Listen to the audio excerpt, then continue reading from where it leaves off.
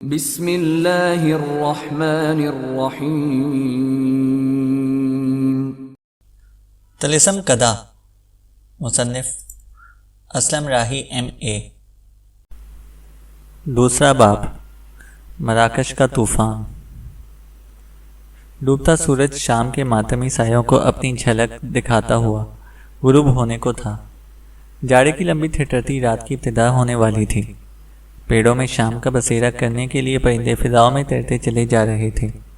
ہسپانیہ میں بطلیوس شہر سے اشبیلیہ کی طرف جانے والی شاہراہ پر مسلمانوں کا ایک بہت بڑا کاروان اشبیلیہ کے رخ پر سفر کر رہا تھا۔ اس کاروان میں ہزاروں عورتیں، بوڑھے اور بچے شامل تھے، جن کی حفاظت کے لیے مسلح جوانوں نے ایک حصار سا بنا رکھا تھا۔ اندلس کی شمالی زماستوں کشتالیہ اور لیون کے عیسائی حکمران الفانسو ہشتم اور پرتگال کے نصرانی بادشاہ سینکو اول نے مل کر مسلمان علاقوں پر یہ لغار کر دی تھی۔ یہ وہ دور تھا جب شمالی اندلس نصرانیوں کے قبضے میں تھا اور جنوبی اندلس پر مراکش کے نیک دل اور غیور حکمران یعقوب المنصور کی حکومت تھی، جس کا دارالحکومت مراکش تھا۔ الفانسو ہشتم نے حملہ آور ہو کر مسلمانوں کے شہر وادی آرا، کلپرا، این اور مغاسلہ کو روند کر ان پر قبضہ کر لیا۔ دوسری طرف پرتگال کے بادشاہ سینکو اول نے ٹورس، لودس، تومر اور شلپ پر حملہ آور ہو کر ان پر قبضہ کر لیا۔ دونوں نے مسلمان آبادی کو بے دریغ قتل کیا۔ مراکش کے یعقوب المنصور کی طرف سے مقرر غرناطہ، اشبیلیہ اور قرطبہ کے حاکموں نے ان دونوں بادشاہوں کی لگار روک کر انہیں اپنی سرحدوں سے باہر نکالنا چاہا، لیکن انہیں ناکامی ہوئی اور الفانسو ہشتم اور سینکو اول نے مسلمانوں کے ایک وسیع علاقے میں تباہی مچا دی۔ مسلمانوں کا وہ کاروان انہی لوگوں پر مشتمل تھا جو اس جنگ سے متاثر ہوئے تھے اور بے گھر ہو کر اجتماعی طور پر پناہ کی خاطر اشبیلیہ شہر کا رخ کر رہے تھے۔ اس کاروان نے کوہستان کرتبہ کی طرف سے آنے والے دریائے انا کو عبور کیا اور دریا سے ذرا سا ہٹ کر رات بسر کرنے کے لیے انہوں نے پڑاؤ کیا۔ سورج جس وقت غروب ہو رہا تھا اور شام کی سیاہی غالب آ رہی تھی، دو سوار اس پڑاؤ میں داخل ہوئے۔ پڑاؤ کے لوگوں سے کسی کے متعلق پوچھتے ہوئے وہ پڑاؤ کے اندر اس جگہ پر آ کر رکے جہاں ایک بوڑھا الاؤ کی آگ پر ہی کھانا تیار کر رہا تھا اور اس کے قریب ہی ایک جوان اپنے گھوڑے کو کھریرا کر رہا تھا۔ آنے والے وہ دونوں اجنبی سوار اپنے گھوڑوں سے اتر گئے۔ ان دونوں نے اپنے چہروں پر نقاب ڈال رکھے تھے۔ ان میں سے ایک بھاری بھرکم اور معمر لگتا تھا، جبکہ دوسرا دبلا پتلا نو عمر سا لڑکا تھا۔ وہ دونوں الاؤ کی آگ پر کھانا تیار کرنے والے بوڑھے کے پاس آئے اور بھاری بھرکم نے اسے مخاطب کر کے پوچھا، ہم بنو عمیر کے سردار اور شلب کے قلعے دار سلیم بن ظریف سے ملنا چاہتے ہیں، کیا وہ یہاں ہیں؟ اس بوڑھے نے کھانا تیار کرنا بند کر دیا اور ان دونوں کی طرف دیکھتے ہوئے اس نے پوچھا، میرا نام کستون ہے اور میں سلیم کا چچا ہوں، کہو تم دونوں اس سے کیوں ملنا چاہتے ہو؟ اس نے کہا، میں فرینڈیز دی کاسٹرو کی طرف سے آیا ہوں، کیا آپ اسے جانتے ہیں؟ بوڑھے نے کہا، وہی کاسٹرو نہ جس نے اسلام قبول کر لیا تھا؟ وہ شلب میں کچھ عرصہ میرے پاس بھی رہا ہے، میں اسے خوب جانتا ہوں۔ وہ پرتگال کے سینکو اول کے عمدہ اور جری شہ سواروں میں سے ہے۔ آنے والے نے پھر کہا، کاسٹرو نے اپنا مسلمان ہونا راز میں رکھا ہوا تھا، لیکن سینکو کو اس کی خبر ہو گئی اور اسے کاسٹرو کو غدار اور باغی قرار دے دیا ہے۔ کاسٹرو اپنی جان بچانے کی خاطر اپنے چند جانثاروں کے ساتھ مغرب کے کوہستانوں میں روپوش ہو چکا ہے، جبکہ سینکو اس کی تلاش میں ہے۔ بوڑھے نے کہا، مجھے اس کی حالت سن کر دکھ ہوا۔ گھوڑے کو کھریرا کرنے والا اپنے کام کے ساتھ ساتھ ان کی گفتگو بھی سن رہا تھا۔ نوارد نے پھر پوچھا، کیا کاسٹرو نے کبھی آپ سے کوئی وعدہ کیا تھا؟ بوڑھے کستون نے چند لمحوں کے تفکر کے بعد کہا، ہاں، اس نے میرے ساتھ وعدہ کیا تھا کہ وہ اپنی اکلوتی بیٹی میرے بھتیجے سلیم بن طریف سے بیاہ دے گا۔ اس نے اپنی بیٹی کا نام بھی بتایا تھا، بھلا سا نام تھا، ہاں یاد آیا، اس کا نام فوتا تھا۔ اور سنو، تم نے یہ تو بتایا ہی نہیں کہ کاسٹرو کی بیوی اور بیٹی کہاں ہیں؟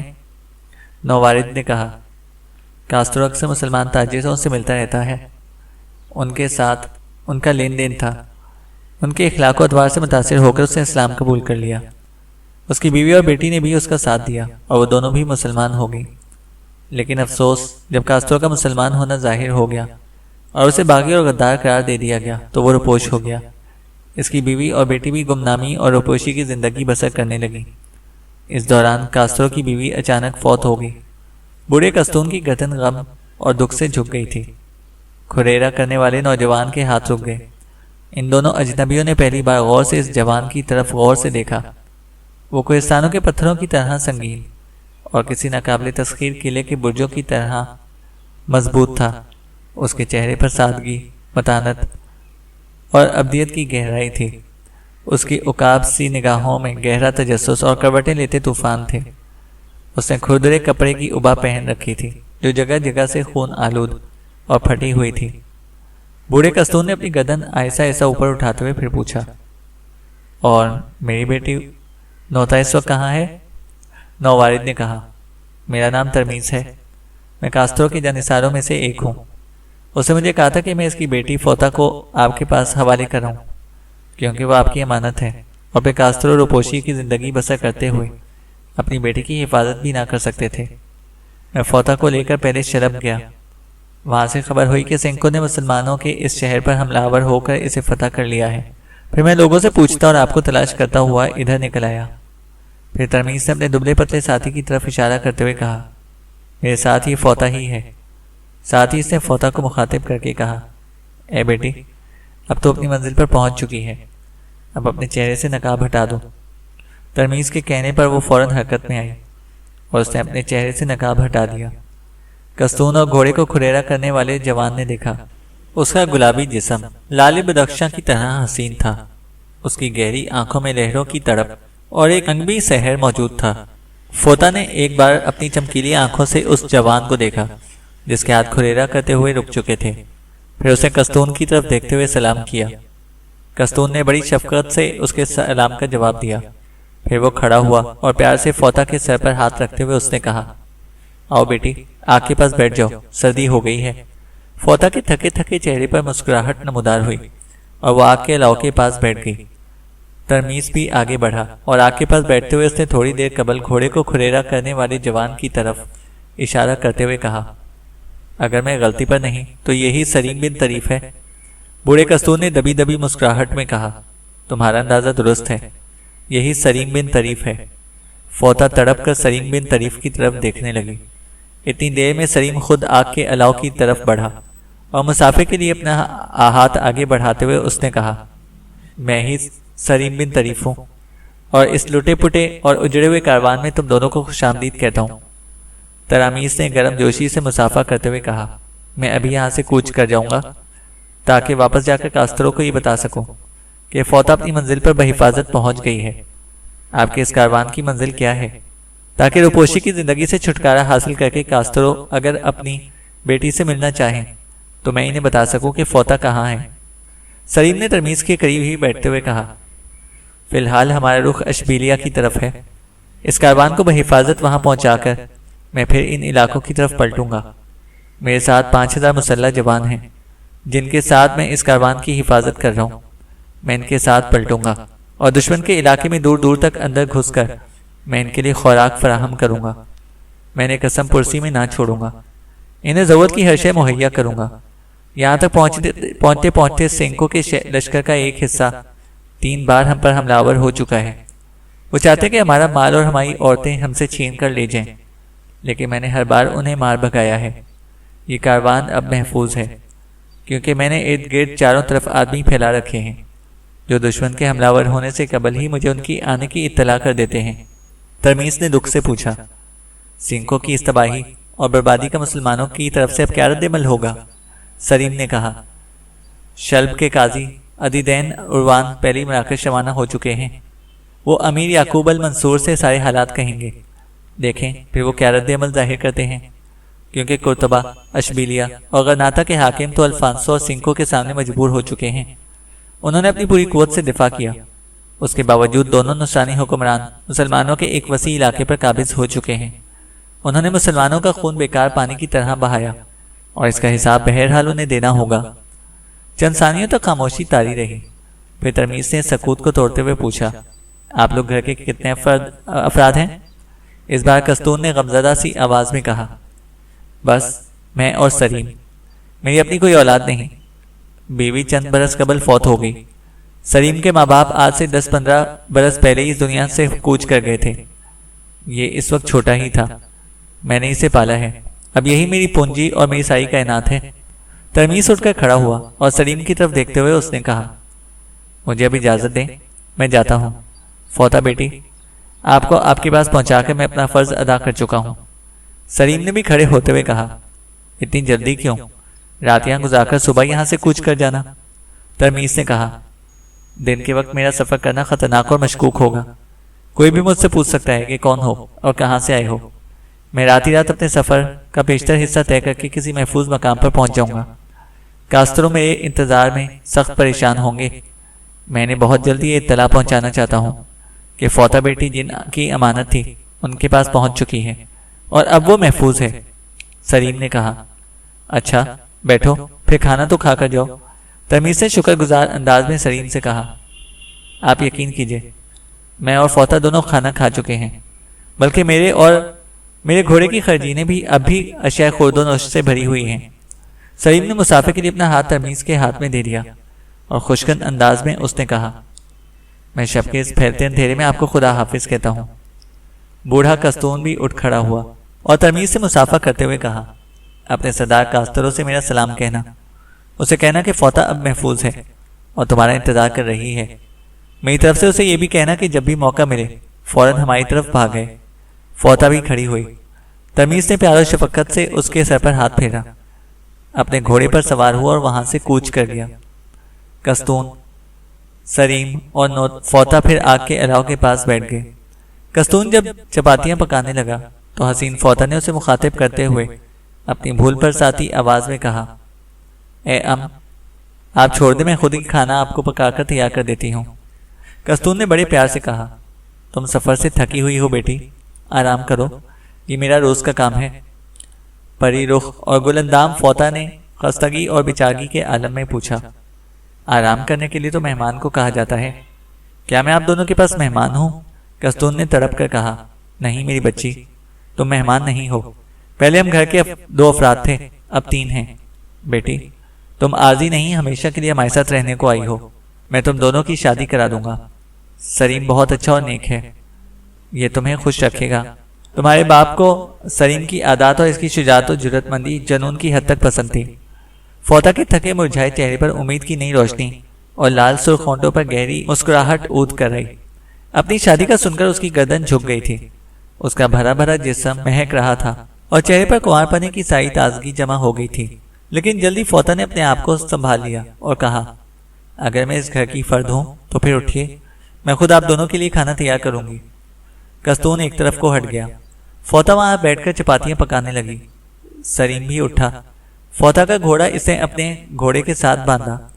پہلے اس نے خرجین اور زین سے بندھا ہوا سامان اتارا اور فوطا کے قریب رکھ دیا، پھر وہ گھوڑے کی زین اتارنے لگا۔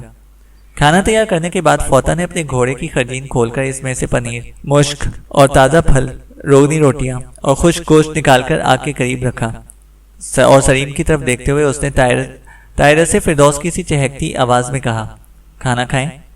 کستون اور سلیم جب فوطا کے قریب کھانا کھانے کو بیٹھے تو ایک عورت وہاں آئی، اس کے ساتھ 4 بچے بھی تھے۔ اس نے سلیم کی طرف دیکھتے ہوئے کہا، اے کاروان کے امیر، میرا شوہر اس جنگ میں کام آ چکا ہے، اب میں ایک بیوہ ہوں، میرے یہ 4 بچے آج صبح سے بھوکے ہیں، میں شرم کے باعث کسی سے کچھ مانگ نہ رہی تھی، آپ کے پاس کچھ کھانے کو ہو تو دے دیں کہ میں ان بچوں کو بہلا سکوں۔ سلیم نے ہاتھ میں پکڑا ہوا لقمہ رکھ دیا۔ اسے غور سے اس عورت اور اس کے بچوں کی طرف دیکھا، پھر اس نے اپنے اور کستون کے سامنے رکھی ہوئی کھانے کی سب چیزیں رومال میں باندھی اور اس عورت کی طرف بڑھاتے ہوئے کہا، یہ لے جاؤ اور آرام سے اپنے بچوں کے ساتھ بیٹھ کر کھاؤ۔ اس عورت نے وہ گٹھری لے لی، پھر اس نے کپکپاتی آواز میں پوچھا، اے امیر، آپ نے سب کچھ تو مجھے دے دیا، اب آپ تینوں کیا کھائیں گے؟ سلیم نے اپنی آنکھوں میں امنڈ آنے والے آنسو پہنچتے ہوئے کہا، جس رب عظیم نے تمہاری خوراک کا بندوبست کیا ہے وہ ہمارے رزق کا بھی انتظام کرے گا، وہ رازق ہے، سب کچھ دیکھ رہا ہے، وہ ہمیں بھوکا نہ مرنے دے گا، تم جاؤ اور بچوں کو کھانا کھلاؤ۔ وہ عورت چلی گئی۔ فوطا عجیب طرح سے سلیم کو دیکھ رہی تھی، اس کی آنکھوں میں موٹے موٹے آنسو بھرے ہوئے تھے اور ان آنسوں میں سلیم کے لیے ہمدردی، محبت، چاہت اور احترام کے جذبات ٹھاٹے مار رہے تھے۔ پھر فوتا نے اپنے آنسو پہنچے اور سلیم سے کہا اور کستون سے کہا، اگر آٹا ہو تو میں روٹیاں پکا دوں؟ کستون نے جذبات میں ڈوبی آواز میں کہا، یہی آٹا تھا جو پکا لیا، اب ہمارے پاس کچھ بھی نہیں ہے۔ الحمدللہ کھانے کی سب چیزیں اسے مل گئیں جو ہم سے زیادہ ضرورت مند اور حقدار تھا۔ وہ رزق ہمارے لیے نہ تھا، جس کا تھا اسے مل گیا۔ ہمارے پاس پیٹ بھرنے کا ایک اور طریقہ بھی ہے۔ کستون نے آگ کے قریب پڑی ہوئی گٹری کے اندر سے خشک اور پتھر کی طرح سخت 2 روٹیاں نکالی اور سلیم سے کہا، آؤ کھا لو بیٹے، ہماری اصل خوراک تو یہ ہے۔ خدا کی قسم اس عورت کے ساتھ تم نے کاروان کا امیر ہونے کا حق ادا کر دیا ہے۔ فوتا اپنی آنکھوں سے بہتے آنسو پوچھ رہی تھی۔ کستون خشک روٹی کے ٹکڑوں کو منہ میں لے کر چبانا ہی چاہتا تھا کہ 3 گھوڑ سوار اپنے گھوڑوں کو سر پر دوڑاتے ہوئے آئے اور الاؤ کے قریب رک کر وہ اپنے گھوڑوں سے اتر گئے۔ کستون نے انہیں دیکھ کر خشک روٹی کا ٹکڑا واپس گٹری میں ڈال دیا۔ ان پریشانی کی حالت میں وہ اٹھ کر کھڑا ہوا۔ سلیم بھی تیزی سے ان کی طرف لپکا۔ ایک سوار نے سلیم کو مخاطب کرتے ہوئے کہا، اے امیر، اپنے کاروان کی خیر منائیے۔ یہاں سے شمال میں دریائے آنا کے کنارے دشمن کا ایک لشکر خیمہ زن ہے۔ یہ وہی لشکر ہے جو دوران سفر ہم پر بار بار حملہ آور ہوتا رہا ہے۔ پہلے اس لشکر کی تعداد 5-6 ہزار ہوتی تھی، لیکن شاید ان کو کمک پہنچ چکی ہے۔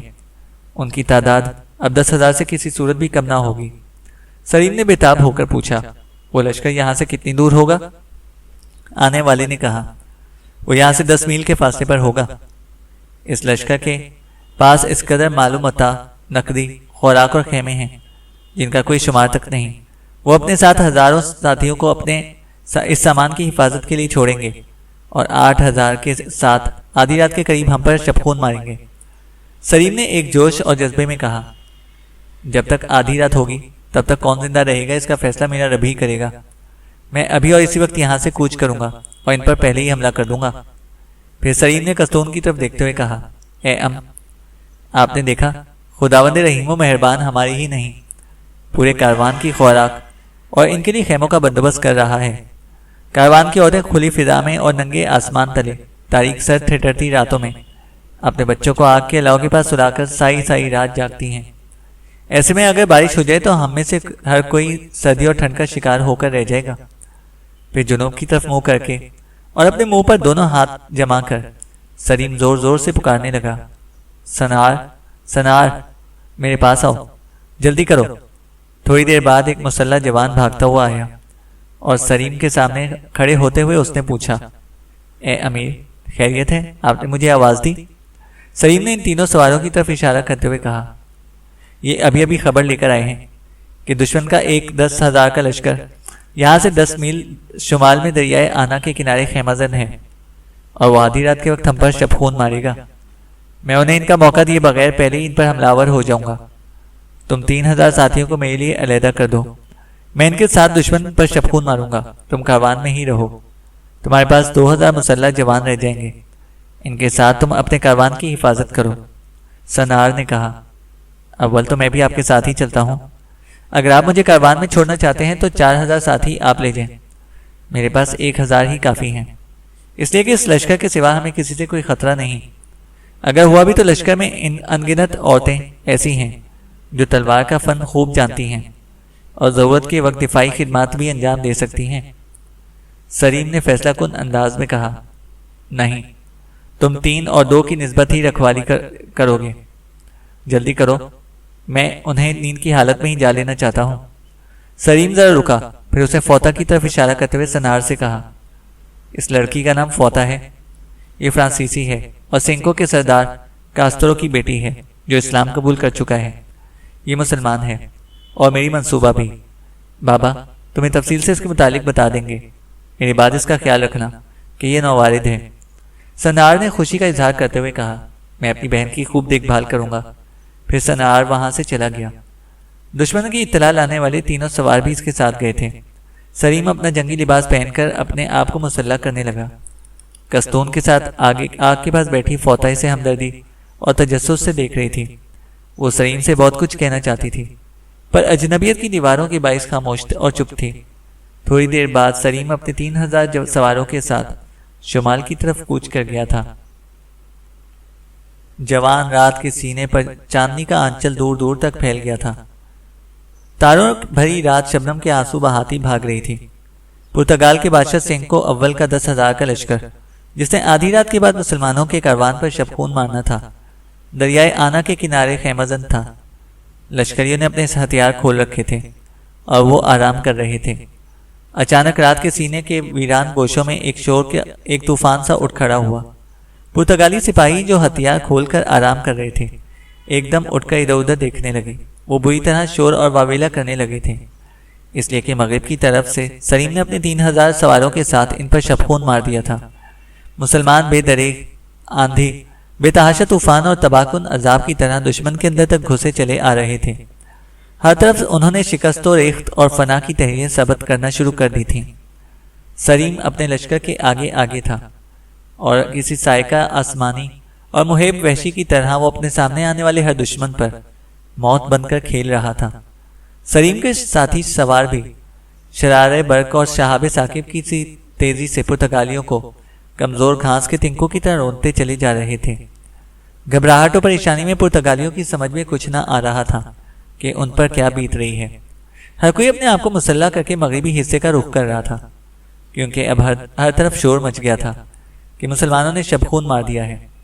لیکن پرتگالی رات کے وقت اپنے اندر نظم و نسق برقرار نہ کر سکے اور سلیم ان پر یوں مدار ہوا جیسے خونخوار بھوکے بھیڑیے ہرنوں کا شکار کرتے ہیں۔ مسلمانوں نے سبا رفتار گھوڑے بھاگ رہے تھے اور ان پر بیٹھے مسلمان شہ سوار رات کی آنکھ کا تارا بن کر دشمن کے لیے ہماسوز آندھی میں تقدیر کا بدترین نوشتہ تحریر کر رہے تھے۔ جب تک پرتگالی سنبھلتے یا منظم ہو کر مسلمانوں کے مقابلے میں صف آرا ہوتے، سلیم نے اپنے ساتھیوں کے ساتھ ان کے آدھے سے زیادہ لشکر کو موت کے گھاٹ اتار دیا تھا، اور جو زخمی ہوئے ان کی تعداد الگ تھی۔ تھوڑی دیر کی اور جنگ کے بعد بچے کچے پرتگالی اپنی جانیں بچانے کی خاطر دریائے آنا کے کنارے کنارے شمال کی طرف بھاگ کھڑے ہوئے۔ سلیم ان کا تعاقب کر کے ان سب کو موت کے گھاٹ اتار دیا۔ پھر وہ دشمن کے پڑاؤ میں آیا، پہلے ان کے خیمے اکھیڑے، پھر سارا سامان انہی کے جانوروں پر لاد کر وہ اپنے لشکر کے ساتھ اپنے کاروان کی طرف کوچ کر گیا۔ پچھلے پہر کے چاند کی مدھم روشنی میں سلیم اپنے کاروان میں داخل ہوا۔ سلیم کا ساتھی سنار چوکس تھا اور وہ اپنے 2,000 ساتھیوں کے ساتھ اپنے کاروان کی حفاظت کے لیے مستعد تھا۔ اپنے لشکر کے واپس آنے کی اطلاع پاتے ہی کاروان کے سب بوڑھے بچے اور عورتیں جاگ اٹھے تھے اور اپنے لشکر کا استقبال کرنے لگے تھے۔ کستون اور فوطا بھاگتے ہوئے سلیم کے پاس آئے۔ وہ اس وقت کاروان کے وسط میں سامان کے ڈھیر لگا رہا تھا۔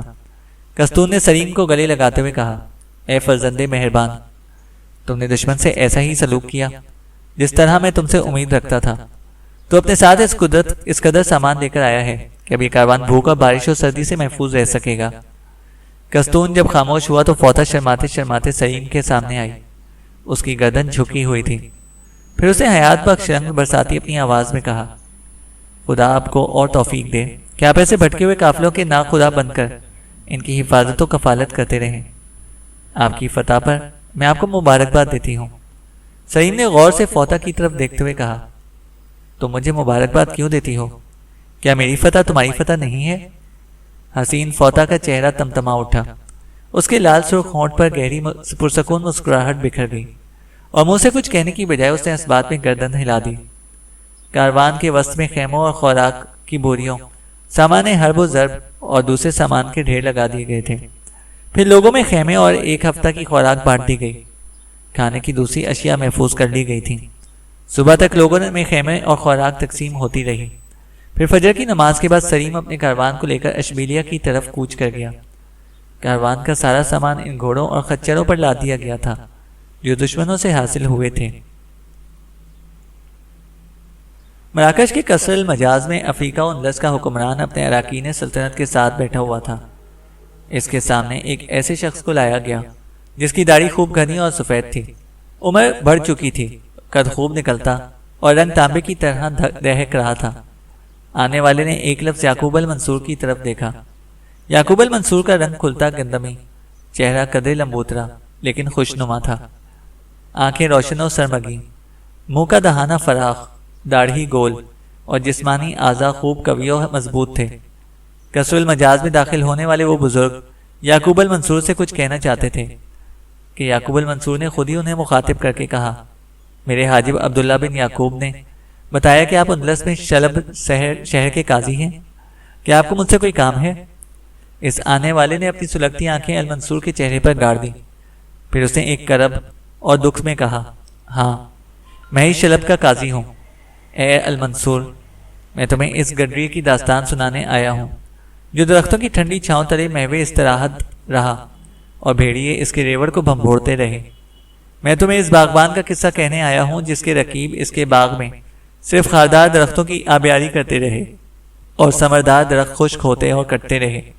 میں تمہیں اس ناخدا کی کہانی سنانے آیا ہوں جس کی کشتی میں لوگ چھید کرتے رہے اور وہ چپو تھامے اونگتا رہا۔ وہ ذرا رکے، پھر غضبناک لہجے میں انہوں نے کہا، اے المنصور، میں شلب کا قاضی عدید بن عروان ہوں۔ میں تمہیں کشتالیاؤ لیون کے الفانسو ہشتم اور پرتگال کے سینکو اول کی خونی داستان کہنے آیا ہوں۔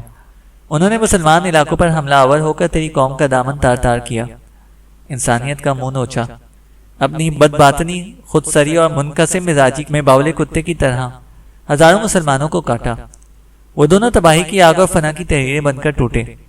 مسلمانوں کو انہوں نے موت کی منڈی میں نیلام کیا، ان کے سر پر موت بن کر کھیلے اور انہیں بکھری داستانوں کے اوراق کی طرح منتشر کر دیا۔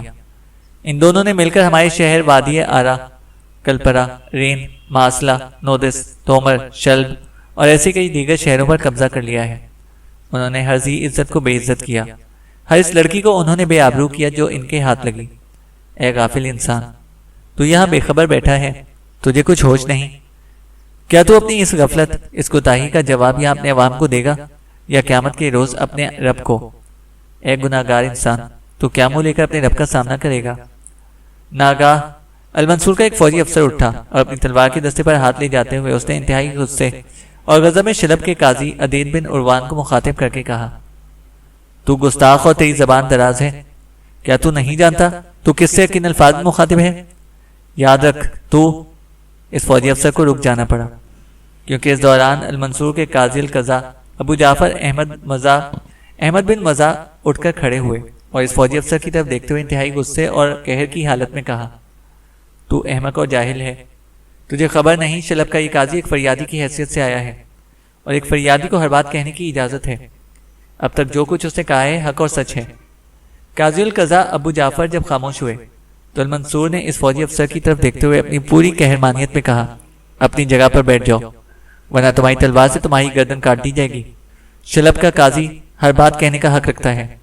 الفانسو اور سینکو نے ہمارے علاقے میں تباہی کی آگ اور بربادی کا دھواں پھیلایا ہے، تو اس ایسے سخت الفاظ تو کچھ بھی نہیں۔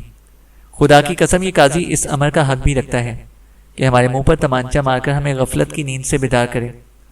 یہ اس بات کا بھی حق رکھتا ہے کہ ہمارے لیے اس سے بھی سخت اور بدترین الفاظ استعمال کرے۔ تم بیٹھ جاؤ اور انہیں اپنی بات مکمل کرنے دو۔ وہ فوجی شرمندہ اور خجل سا ہو کر بیٹھ گیا۔ شلب کے قاضی عدید بن عروان نے پھر کہنا شروع کیا، الفانسو اور سینکو سرخ شولوں کے رقص اور کالی آندھی کی طرح مسلمان علاقوں میں داخل ہوئے۔ بڑے بڑے عمرا اور مقربین مسلمانوں کے گلوں میں چکی کے پاٹ باندھ کر انہوں نے دریائے تاجہ میں پھینک دیا۔ ماؤں بہنوں اور بیٹیوں کے سر سے دوپٹے نوچ کر انہیں بے آبرو اور ذلیل کیا۔ وہ اپنے رب کے ساتھ ساتھ اے منصور تجھے بھی مدد کو پکارتی تھیں، لیکن وحشی بھیڑیوں کے سامنے کوئی ان کی فریاد سننے والا نہ تھا۔ اسپین میں کچھ ٹیمپلرز بھی جمع ہوئے تھے۔ ٹیمپلرز اپنے ابتدائی دور میں ایک مذہبی جماعت تھی۔ اس کی بنیاد 1118 عیسوی میں رکھی گئی۔ اس کا مرکز یروشلم تھا۔ اس جماعت کا مقصد یروشلم کے عیسائی زائرین کی حفاظت کرنا تھا۔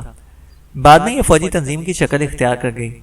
سلطان صلاح الدین ایوبی نے 1186 میں جب یروشلم فتح کیا تو انہوں نے قبرص کو اپنا مرکز بنا لیا۔ ان میں سے کچھ ٹیمپلرز اندلس اور لندن جا کر آباد ہو گئے۔ لندن کا یہ علاقہ آج بھی ٹیمپلرز کے نام سے مشہور ہے۔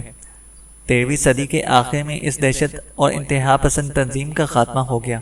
وہ فلسطین جا کر اسلام کے رجل عظیم صلاح الدین کے خلاف لڑنا چاہتے تھے، لیکن جب صلاح الدین نے فلسطین میں سے عظیم عیسائیوں کو نکال دیا تو وہ اسپین میں ہی رک گئے۔ انہوں نے الفانسو اور سینکو سے بھی بڑھ کر مسلمانوں پر ظلم مظالم ڈھاتے۔ جنگ میں متاثر ہونے والے ہزاروں مسلمان، بوڑھے، عورتیں اور بچے بطلیوس کے شہر مشرق میں جمع ہوئے تھے۔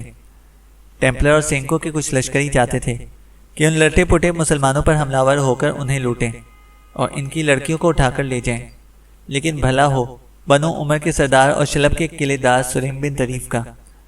ٹیمپلر 3 بار مسلمانوں کے اس کاروان پر حملہ آور ہوئے اور تینوں بار اس شیر دل فرزند نے انہیں شکست دی اور انہیں بھگا کر مسلمان عورتوں کی حفاظت کی۔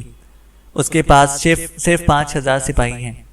اگر اس کے پاس بڑا لشکر ہوتا اور اسے رسد و کمک فراہم کی جاتی تو وہ شلب پر سنکوں کا قبضہ نہ ہونے دیتا۔ قاضی عدید بن اروان چند ثانیوں کے لیے رکے اور پھر انہوں نے فریاد کرنے والی شہنائی جیسی پرسوز آواز میں کہا، دشمن نے ہمارے رشتوں کی زنجیریں کاٹ دیں۔ وہ آسیب اور کانٹے دار جھاڑیوں کی طرح مسلمانوں پر وارد ہوئے اور تلوار، چالاکی اور دغا سے کام لے کر انہوں نے جہاں سوزی اور تباہ کاری کا کھیل کھیلا۔ شیروں کی آماجگاہ میں گیدڑ، عقابوں کے نشیمن میں گدھ اور بھیڑیوں کے بھیٹ میں لومڑیاں گھسائی ہیں۔ کوئی تو ہو جو آخری تلوار اور نجات دہندہ بن کر اٹھے، دشمن سے مسلمانوں کے آنسوؤں اور ان کے خونوں کا حساب لے اور بجھے ستاروں کو ان کی زو واپس دلائے۔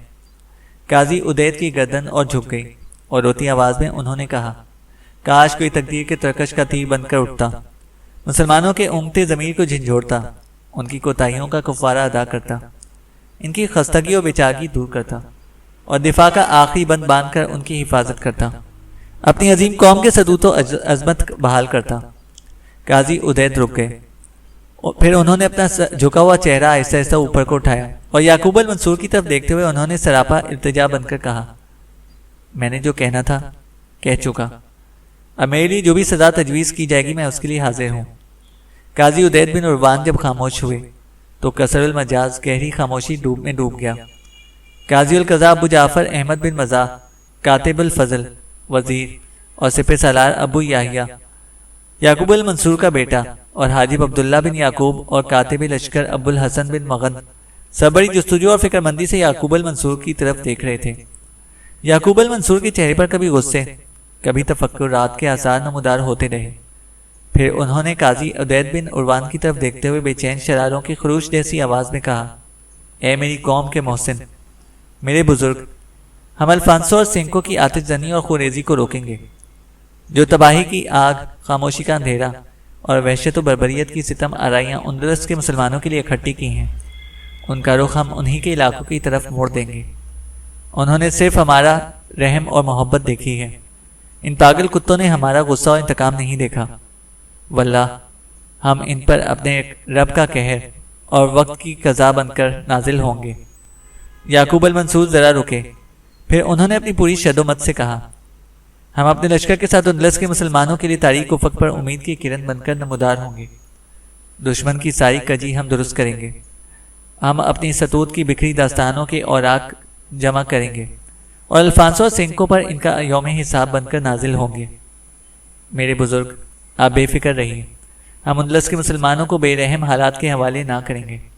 سنکو اور الفانسو سے ہم ان کے شر ازر اور اپنے بھائیوں کی آزادی اور تحفظ کے ہر سانس کی قیمت وصول کریں گے۔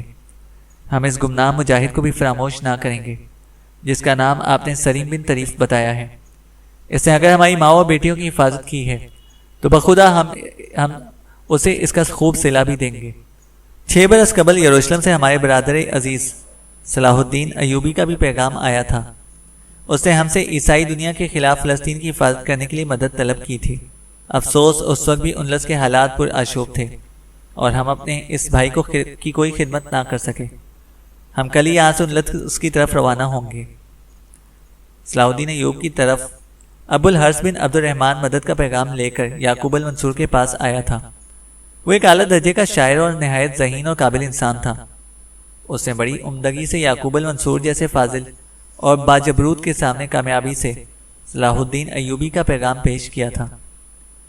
پھر یعقوب المنصور کھڑے ہو گئے اور اپنے بیٹے اور حاجب عبداللہ بن یعقوب کی طرف دیکھتے ہوئے انہوں نے کہا، عبداللہ، قاضی عدید بن عروان کے قیام و طعام کا بندوبست کرو، کل ہی ہمارے ساتھ ہی روانہ ہوں گے۔ یعقوب المنصور مڑے اور کسر المجاز کے دوسرے حصے کی طرف بڑھتے چلے گئے۔ چینل کو سبسکرائب کریں اور بیل آئیکن کو پریس کریں تاکہ ہماری ہر اپڈیٹ آپ کو بر وقت مل سکے۔